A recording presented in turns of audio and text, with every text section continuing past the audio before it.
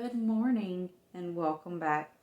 So, we've got a few things going on that are new. I know it's always something around here, and I honestly never know what to expect anymore. It's one of those things that it's like, nothing will surprise me. Around here, everything surprises me because nothing ever goes the way that we plan, and nothing ever really works out for us. So, I don't know.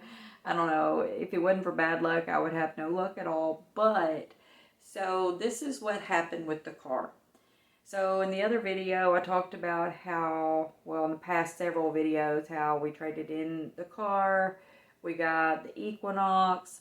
We took the Equinox back due to it not having the auto stop turn off feature in it.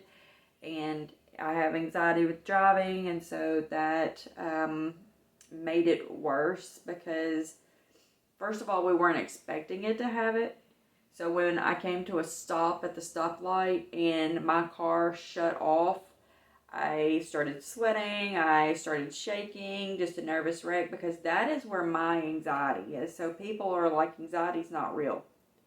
I was a believer that anxiety was not real either until I got it. And now I can honestly tell you it is real. Medication does not help. Doing things to try to make it not happen does not help.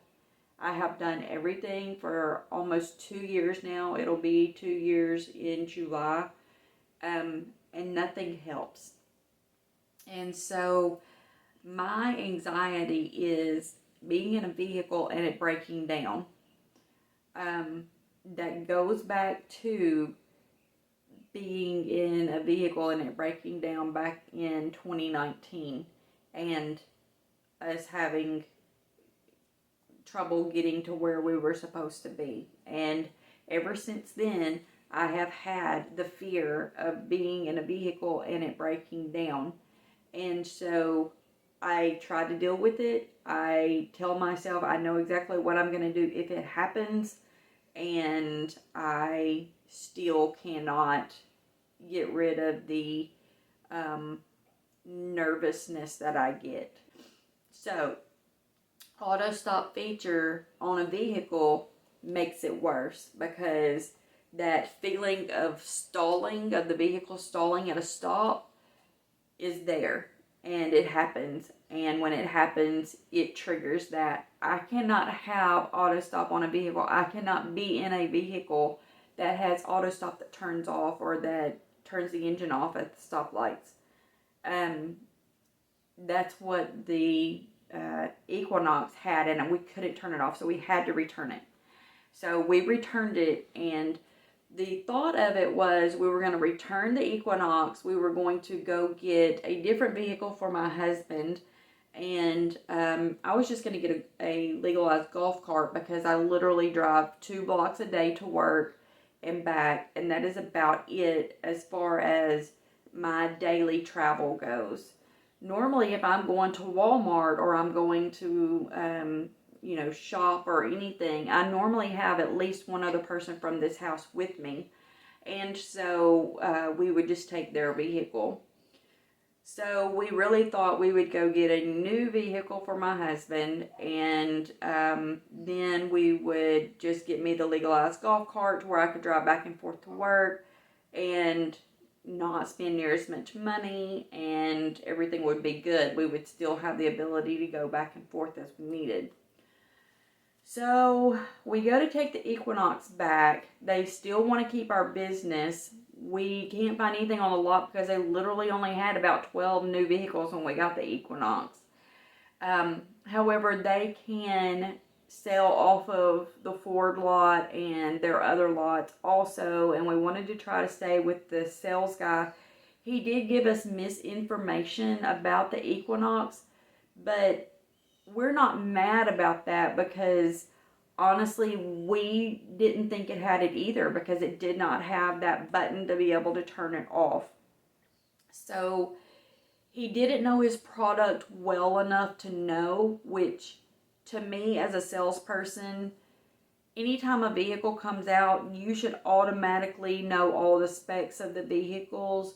You should study that. That should be your job as a salesperson to, as soon as the vehicles are out on the lot, to already know what to expect by, I mean, you know, for years they've had pamphlets that you can get that tell you the specs and stuff. So as soon as you get that into your dealership, as a sales manager, you should have a packet for every one of your salespeople to take home that says, these are the new vehicles coming out, study these, this is your job. And I feel like it is actually on the sales manager to do that, as well as the salesperson to know to do that. And that just didn't happen. And so to find out, there are very few of the 2021, 2022s from Chevrolet that actually have that shut-off feature. And so basically there was nothing on the lot we could get to be able to give us that, and we need that. So we found out real quick, like when we got back there, that there wasn't a vehicle we could get on the Chevrolet lot that we could get that feature on. So we found out that the sales guy was able to sell from different lots also. So we did go to the Ford lot and look at the new Bronco and you know, a couple of other things that were there, or a couple of vehicles that were there we looked at. And so they have them on Ford, that shut off feature. The Bronco has it, the Ranger has it, and so forth. And so we were looking at going that route. But then we found that the Bronco, because it is a new vehicle and because they are so hard to come by, they have actually marked those up $5,000 each. So not only when you drive off the lot are you losing money, because when you drive a vehicle off the lot, it automatically depreciates. There's no doubt about that. That has been the rule of thumb since they started selling new vehicles. You can't turn around and just sell it for exactly what you just gave for it 9 times out of 10. And so they actually put on the sticker, so you get the MS or MRSP, manufactured MSRP, manufacturer suggested retail price. So you have that price, and then you'll have another sticker on there that shows anything extra that the dealership itself has added into it. Sometimes they'll add like different floor mats or different you know, wheel locks or something like that. So they charge for that, and that's fine because that's an item, that's a product, that's something to help the vehicle be better. But then when you look at the Bronco, it also had upcharge $5,000. So what they did was, because they are hard to get and a lot of people want them because they're new, they added an additional $5,000 to the price of it. So the one Bronco that we looked at that was one of the lower priced ones was $31,000. They added $5,000 to it, so the total price you pay is now $36,000 for something that's only worth $31,000 according to the manufacturer. Do not fall for that. When we have people that are willing to pay that, that in turn makes it to where everyone else has to pay that, and that is not right, and that is not fair, and that should be illegal in my opinion, because you should not be able to do that. You should not be able to sell something for more than what it's worth just due to the fact that the companies cannot get the vehicles out due to the microchip shortage because of them trying to help with all of the equipment that was needed during the pandemic. That is wrong. That is wrong on so many levels. You are taking advantage of the people in our country, and I do not feel like you should be able to do that. And I feel like you should not be at the point that you think you can do that to people. That's wrong. You already make money when you get the full price off of a vehicle that is on that ticket. And when you don't have people trying to haggle their vehicles, which most people don't. Most people don't say how much more can you come off of that price. A lot of people are just willing to pay the price if they know that that's what they want, and that, you know, that's what the suggested retail price is. They will pay it. And so that just made it worse. So as soon as I saw that on the Bronco, I was like, I absolutely will not pay that. And I hope nobody else will either, because you should not do that. That's wrong. So anyway, that infuriated me. It made it so much worse. I wanted to go and yell and scream at them and tell them that they had no morals, because we have so many people that don't have a job or didn't have a job due to the pandemic, and we have a lot of people who lost their businesses due to that, and they're doing everything they can to survive at this point. So I know you're thinking, well, unemployment is up, the rate is up, so they can basically live off of unemployment and do that. That's wrong too. They should be trying to get a job, and they should be trying to live just like the other people who do have a job. And so you shouldn't be taking advantage of them. And I feel like I feel like the pandemic has made people go stupid because of this. And I'm sorry if I upset people and make people mad about this. This is not a controversial video. This video is just the fact that it upset me to know what our world is turning into and what it has changed to. And so, anyway, we didn't buy the Bronco, and I actually kind of put my foot down when it came to it and told my husband that I don't know what he was thinking about buying it, but I wanted no part of it. I wanted nothing to do with that. And so, after thinking about it, he agreed that we would not do that either. So, we ended up going back to the Chevrolet dealership, and they had one fully electric vehicle there that we did not see the last time when we got the Equinox, because I had been talking about getting a fully electric vehicle. And so I talked about a Tesla, and I do know the Teslas seem great. They have lots of stuff on them. They have lots of features. They get excellent, or I say excellent, they get really good distance on the vehicles. The Tesla has the superchargers, different places that basically you can charge it fully in about 15 minutes if you needed to. And so I liked that thought, but I didn't like the thought of the price of the Tesla. So I had looked at the Chevrolet Volt. The Volt is the car that they actually quit making now, but it had like a 7-gallon tank plus electric. So you could basically get like 1,000 miles out of a fill up of a tank and a fully charged battery, which I thought was fabulous. I mean, who wouldn't want to get 1,000 miles on a vehicle with 7 gallons of gas? I mean, that's just amazing. They quit making them due to some issues. Then they brought out the Bolt. The Bolt is fully electric. There's no gas tank in it. The one thing about the Bolt is you only get around 200 miles on a full charge. We live pretty far from anywhere. It takes us 30 minutes to get to Walmart.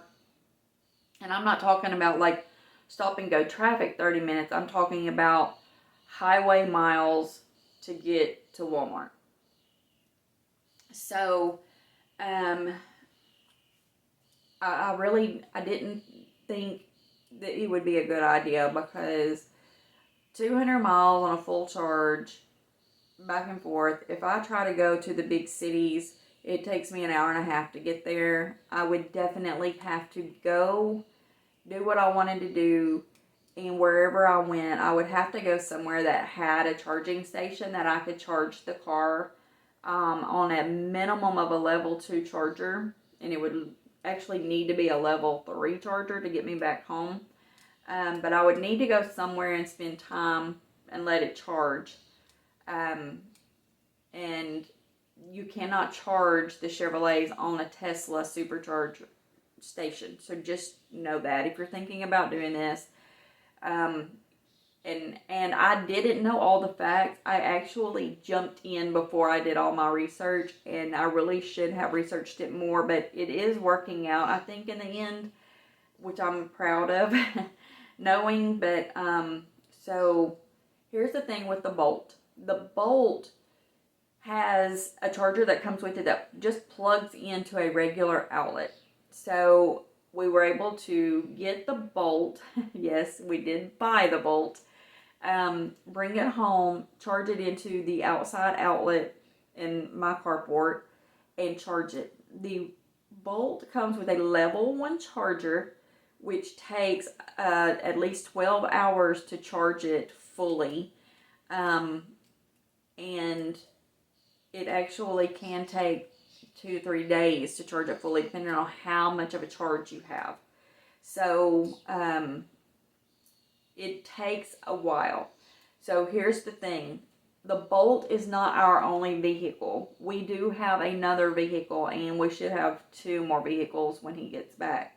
So if we get ready to go somewhere long distance, like cross country or anything like that, we would not take the Bolt unless we were planning it out to where within 2 hours of us, within 200 miles of us, we were going to stop and shop or stay somewhere that we could get to a level 2 or 3 charger for at least, an hour or 2 hours. And we would have to do that every, 200 miles or so. The thing with it is, so the Bolt EV has a 200 mile battery system on it, charging system on it. So you can charge it fully, get 200 miles out of it. When you let off of the accelerator on the Bolt, it has a regenerating power source. So it actually charges back the battery pack for a little bit whenever you let off the accelerator. So if you were in like stop and go traffic, or traffic that slows down, not necessarily stop and go, but just like, maybe you get up to 50 or 60 miles an hour. 60 is a good source or a good number. You get up to 60 miles an hour, and then you go for a little while and you have to slow down. And you go again and you slow down. And you go again and you slow down. Every time you slow down, not necessarily pump the brakes, but let off the accelerator, it regenerates the battery. So that 200 mile charge could end up being anywhere from 250 to 350, just a ballpark figure, depending on how much you actually let off the accelerator. So where fuel efficiency is not great doing that, the electric cars are good for that. So that's one thing that you need to know that I didn't know in advance, but I know now. So that 200 mile charge, you could go a lot longer with, depending on how you use it. Now, for me to drive 30 minutes highway miles to get to Walmart, I am not going to get that. I'm not going to have that basically at all unless I get behind slow moving traffic. I won't have any reason to regenerate that power source, so I won't gain any miles there. And if you kick on the heat, it draws a lot more of your charge out. So just know that if you are turning the heater on in there, you aren't going to get that 200 miles either. It's going to zap a lot of it fairly quickly, and it will show you on your charge part what you're going to get and what you're, how much you're going to lose. And it can drop 20 miles like quick if you turn it on heat, and that heat on high fan and all that. So just know that. But I don't really do that anyway to begin with. Normally when I leave work and come home, or leave home and go to work, a lot of times I will just roll the window down, and I'll never even turn on the heating or cooling, or the cooling system. Now in the winter I will turn on the heating system, but it just depends. And you can turn the temperature up and not actually kick in heat, and use just a vent. And that really doesn't tend to draw very much of the battery out. Over the time of us getting it, using it, and learning more about it, I will update you more. But the reason we ended up getting the Bolt, so the Bolt was marked at 40,000, 39 something. But we don't really have any people around here that want that due to the fact that it only has a 200-mile radius, and it we just don't live in the area for that. So they really had marked the car down. They discounted it $13,000. And when we got home with it, it had 400 miles on it. And we drove it, test drove it. We also drove it around to the other lots while we were still looking, because they knew that we were thinking about getting something like this for our other vehicle, for my vehicle, eventually. And so they were like, let's just take this one and go. Let's take this one and go. Let's take this one and go. That way you can see how it works. That way you can feel how it rides. That way you can, get used to the way it rides. Now that being said, it does not have cup holders in the back. It does have a nice size back seat though. It doesn't have the charging ports and stuff in the back of mine. The Premier does. The one I got does not. But it doesn't charge a phone very well. Just know that. So it has the charging ports, but they're not really to charge your phone, because everything you do that draws energy is drawing from your ability to drive. So just remember that. I actually have the portable batteries though. I have, and they last for a very long time. I got two, and so my thought with it is I am planning to keep that one fully charged battery in my car at all times. I always keep one in my backpack. I don't carry a purse, I carry a backpack. I always keep one in my backpack anyway, due to the fact that I video quite often compared to a lot of other people. And as we're out and about taking photos and stuff, I like to be able to have that with me. So I have the backpack that has the charging port on the side. And so I keep a battery pack with me to where I can plug my phone into my backpack. And so, or whoever is with me can charge it, there's also, because I have the Android and the iPhone chargers with me. So, and when we're in theme parks and stuff like that, that's definitely something you'll want to have. So I had already purchased these. And so my thought behind it is I'm just going to have that in there with me anyway. I already always have one because I always have my backpack. But now I'm just going to keep one in the car at all times, plus the one in my backpack. And my charger ports, actually I can charge 2 to 3 phones at one time on it. I can plug in 2 iPhones, or I think it's 2 iPhones. I can plug in 2 USBs plus one USB-C on it. So all at the same time. So I can charge quite a few at one time on a battery pack, on the ones that we have. So that really didn't bother me either, because I'm good with that. I was good with that anyway. And the fact that I tend to roll the windows down when it's hot out just to drive home. I already did that anyway instead of turning on the air conditioning. The thing that's going to get me is going to be winter though, because I am one that I normally will start my car in the morning and let it heat up before I go get in it to go to work. So that part, when we get there, it's going to be a while because it's hot now and it's going to be hot for a while, but that's the part that I'm not sure about, because it does have the automatic start button on it. I can start it from inside the house and let it warm up before I go get in it. And so I'm not sure how that will work, but I will let you know when we get to that point. But for me, for what I do, this is a perfect vehicle for me. Like I said, I was thinking about getting just a legalized golf cart. So this is really the perfect vehicle for me. The other thing is there is no fuel whatsoever that goes into this. I have no reason to go to a service station anymore because I don't get any fuel. I also never get an oil change because there's no oil in this.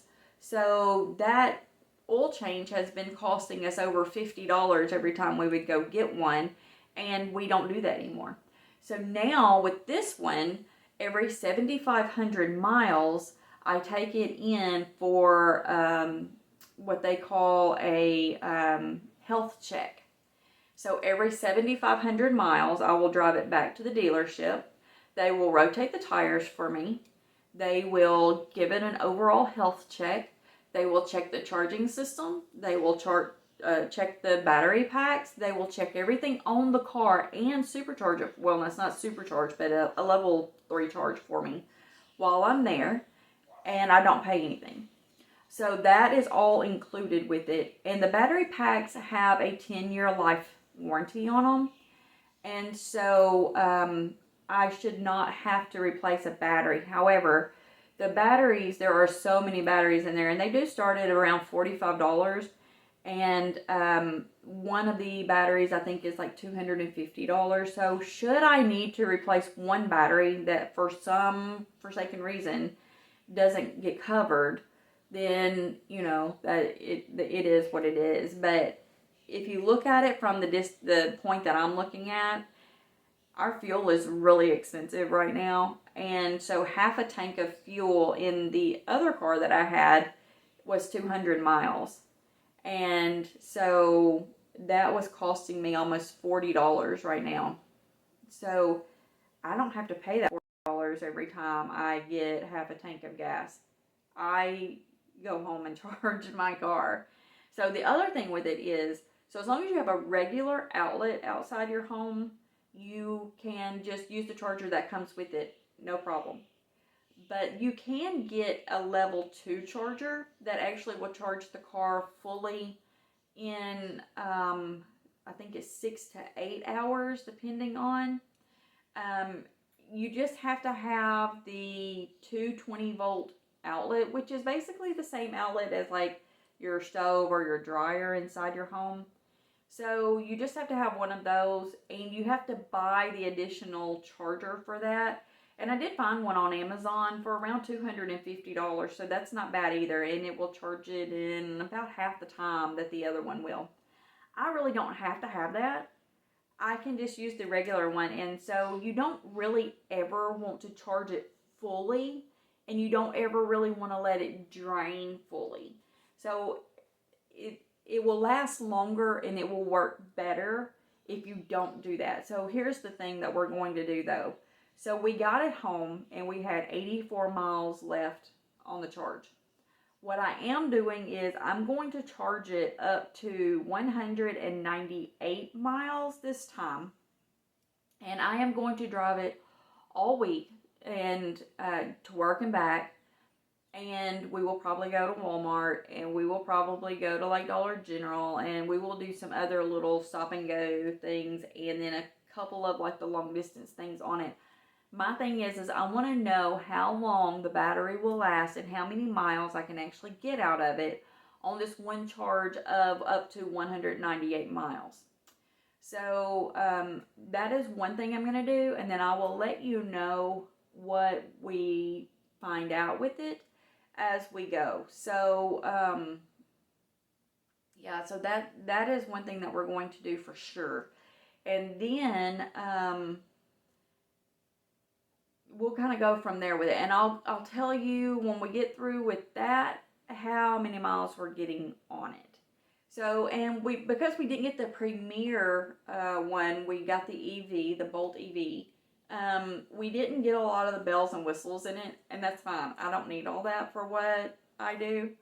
My thoughts are, so these batteries are supposed to be good for up to 10 years. I figure what we'll do is probably keep this one for 2 to 4 years. And then if I still love it and it's not giving us any problems, and we are thinking about keeping it as our third vehicle, should we move or anything like that, we may have to do something different. But should I be able to keep this as my vehicle, then I would probably upgrade it to the Premier, because it has longer battery packs and it has more in it. So that may be what we do in the next, say 2 to 4 years, just depending on how well this works out. But I feel good about it. I feel good about this purchase. So with the other vehicles, the new ones, having the auto stop feature, this does not have that because it doesn't have fuel in it. That is what I loved about it. It's like driving a glorified golf cart. There's not all of the shuddering at a stop that you have with a vehicle, how when you're at idle, it just kind of has a little bit of a vibration at all. This doesn't have it because it doesn't do all that. It doesn't do all of the stuff that a normal vehicle does. It doesn't have all of that under the hood. It's basically batteries. And so that's what I like. I don't have to worry about it coming to a stop and stalling. I don't have to worry about getting bad fuel in it. I don't have to worry about anything going wrong with the oil. I don't have to worry about any of that. It's that worry is not on me because I have the electric vehicle. And that helps. That helps tremendously. The only issues I have right now are learning the vehicle, which happens anytime you get something new. You have to learn about it. It comes with the My Chevrolet app, which is on our phones. It tells us, what charge amount it's at. It tells us where closest charging stations are. It tells us if somebody takes my vehicle, I know I can turn it off and they can't go anywhere. I can locate my vehicle. Anytime I want to, I can locate my vehicle. It has everything in it. It has Wi-Fi. It has so much in it, like the little things. It's unreal. So I like that. I like that part of it. I'm not a huge tech person, but I like the fact that it is going to help relieve stress. And that's what I need. I need something that has a lot less stress for me, takes away from the anxiety and things like that. And that's what I'm going to get with the Bolt. I feel, I hope that's the plan for the long run. But anyway, so yeah, that's where we are. So we went to go get something else. We ended up getting an electric car, and so far so good. I'm loving it. So like I said, I'm not sure on the miles. That's the thing that's going to get me right now, is knowing where I can go and when I can charge it and things like that. So I am going to order in the level 2 charger. I am going to have an electrician to come to put in the 220 volt outlet under the garage, or in the carport. And so that is what's next. So we will be spending an additional amount. Now Chevrolet does offer that as a feature. They will come, and if you buy a Volt, they will come and install the charging system for you at home. That is an upcharge, and I think it was anywhere from $500 to $1,000 to have that done. I actually found the level 2 charger for about $200. I think we found one that was like $199, and I think and it actually it goes up quite a bit depending on what brand you get. You can spend, $800 or so on that level 2 charger also. But I think we're going to go with one that's a lot cheaper, and I will have to pay an electrician to come in and put that 220 volt outlet in. But I think it is a good idea. Now, here's the thing. I will most likely not have to have that level 2 charger that goes quicker, but I want to have it for emergencies, or, if I know I need to leave. If something comes up and I know I need to leave the next day and I need to have my car fully charged and I know that the charge is down pretty low, I need to have that level 2 option at my home so that I can do that. So I feel like, though, for the most part, that the level 1 will be just fine at my home. But I know I don't drive very much in a day. So if you drive very much in a day, you will definitely need to have a level 2 or level 3 charger available to you. If you live in a big city though that has a lot of charging stations, that's probably not a problem for you. You could probably just like go walk around an outside mall or inside mall or whatever, or Target or Walmart or whatever, and plug it in and let it just sit and charge. I don't have that option here. So just know that. So if you have the options and you're close to one, you don't even need to worry about getting an up level charger. The first one is just fine as long as you have an outside outlet to plug it into. And I was actually told that even if you don't have an outside outlet, if you wanted to get one of the, I think it's the industrial strength extension cord, you could run it from inside your house in a 3-pronged outlet outside and plug it into it and run it. That's what we were told at the dealership. And so you don't even have to have an outside outlet. But I do, and I recommend that you do if you get one.